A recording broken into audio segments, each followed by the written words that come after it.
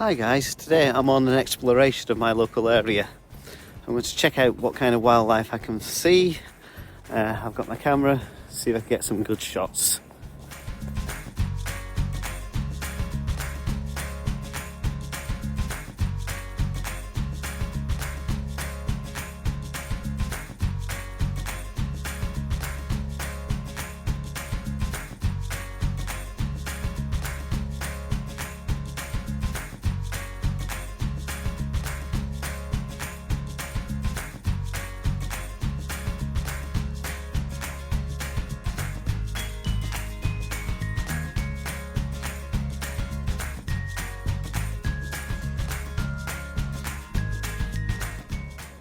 This is Elton Reservoir, which was built as a feeder for the Bury Bolton Canal. It collects the water and lets it out into the canal to top it up. Now it's a local nature spot with lots of waterfowl, a good spot for people to come bird watching too. Meet the common moorhen. These birds are great swimmers. Did you know they have long toes that help them walk on lily pads? Cool, right? Moorhens love to eat plants, seeds and insects, and they build their nests in reeds or bushes near the water. How cool is that? They have a bright red beak with a yellow tip and a red shield on their forehead. They're also pretty noisy birds, making a variety of clucking, clicking and squawking sounds. Have you ever seen a moorhen bobbing its head as it swims? They're also excellent divers and can disappear underwater to find food or escape predators. Moorhens are also very adaptable and can live in many different wetland habitats. And here's one more fun fact. Baby moorhens are covered in fluffy black down. What's your favourite thing about these birds? Hey there, duck detectives. Ever seen a duck that looks like it's wearing a punk rock hairdo? Meet the tuft duck. These cool birds have a little tuft of feathers on the back of their heads. That's where they get the name. They're awesome divers and can stay underwater for a surprisingly long time, hunting for yummy stuff like snails and plants. Did you know they have bright yellow eyes?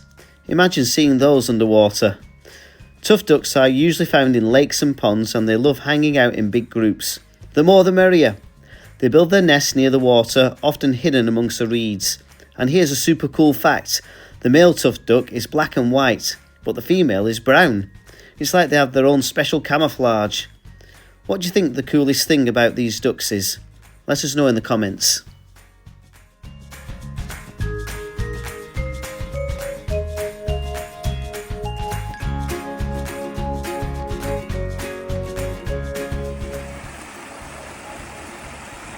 Here's one of the outlets for the reservoir that fills up the canal.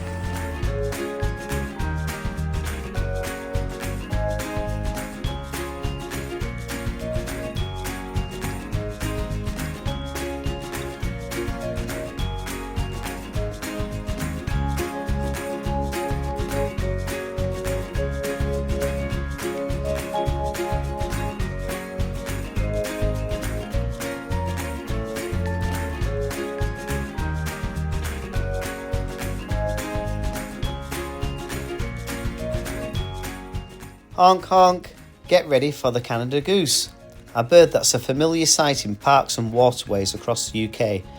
While they're called Canada geese, they've also made themselves at home here, becoming a common resident. These birds are famous for the V-shaped formations, a clever trick to save energy during long flights. They're grazers, which means they love munching on grass and plants, playing an important role in seed dispersal. The long necks help them reach food both on land and in the water. Canada geese are strong swimmers and divers too. They're also super protective parents, fiercely defending their nests and goslings. For a project idea, why don't you track the local geese population in your area? Are they migratory or resident? Why do you think they've become so common in the UK? Share your discoveries below.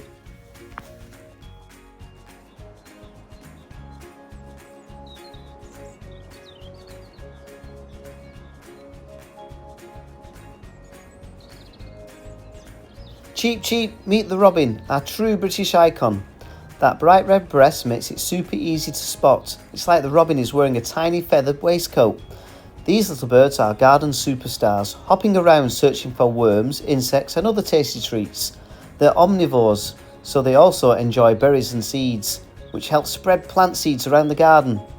Robins are quite territorial, meaning they'll defend their patch from other robins, and sometimes even other birds. They sing beautiful songs to mark the territory, and you might hear them all year round. Robins are clever nesters, often choosing surprising spots like sheds, flower pots, and even old kettles, sometimes even scarecrows. They build cup-shaped nests lined with soft moss, feathers, and even pet hair. Talk about cosy. Why don't you put out some different types of food, mealworms, seeds, fruit, and see what robins prefer? Keep a record of what they eat and how often they visit. This is a great way to learn about the diet and behaviour.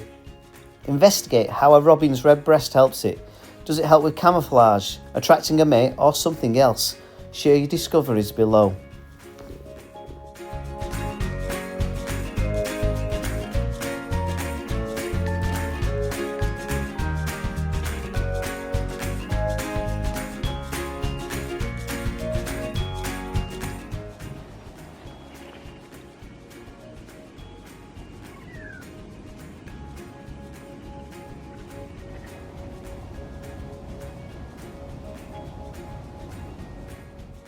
Quack quack.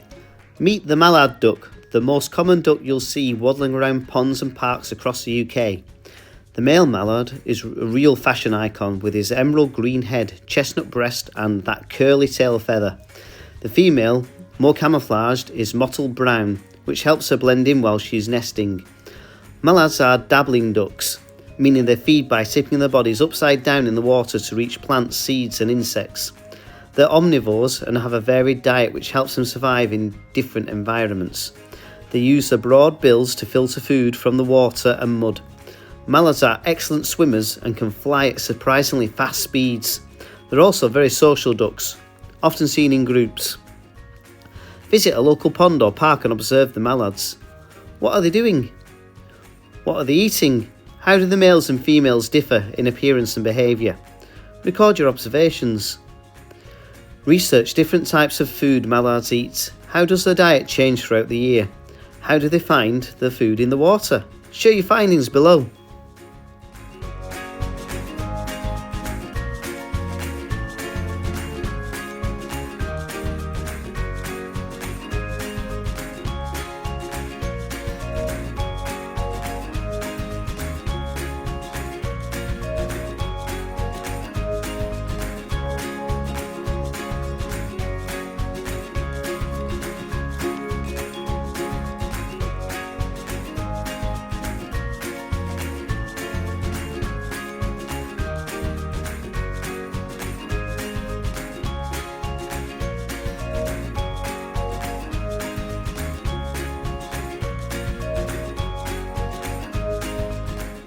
Splish splash, meet the coot.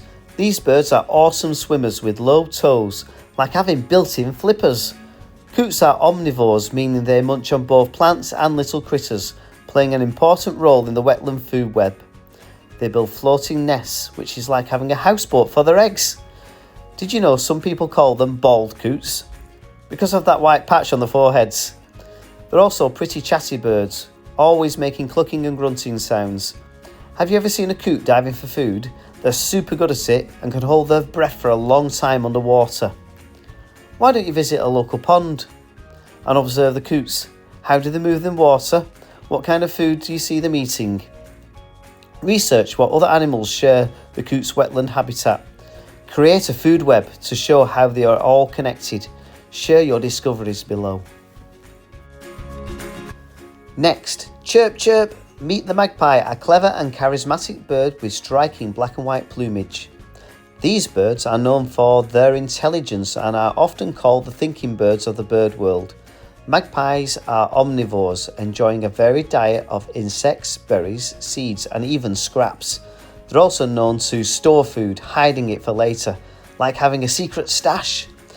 Magpies are very social birds and often live in groups. They're also quite vocal with a chattering call. They build dome nests high in trees.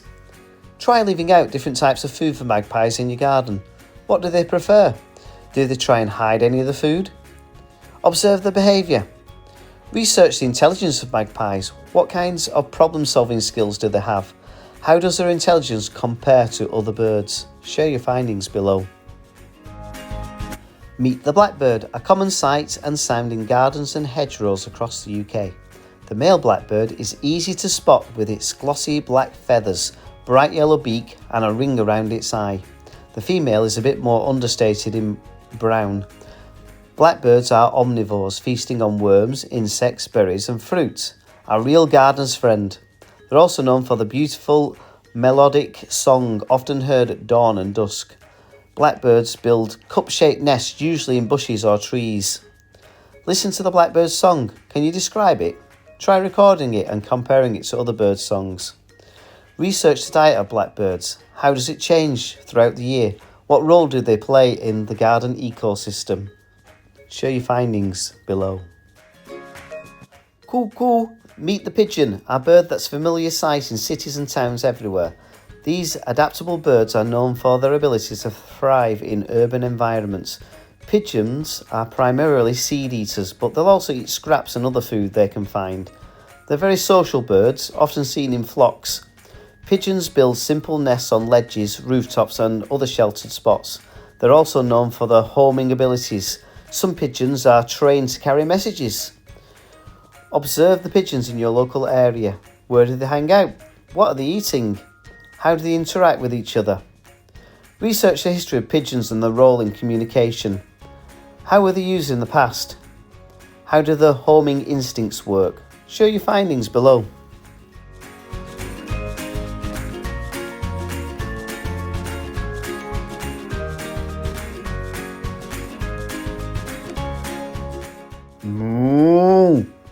Meet the Highland cow, a truly iconic Scottish creature with her long shaggy coats and impressive horns.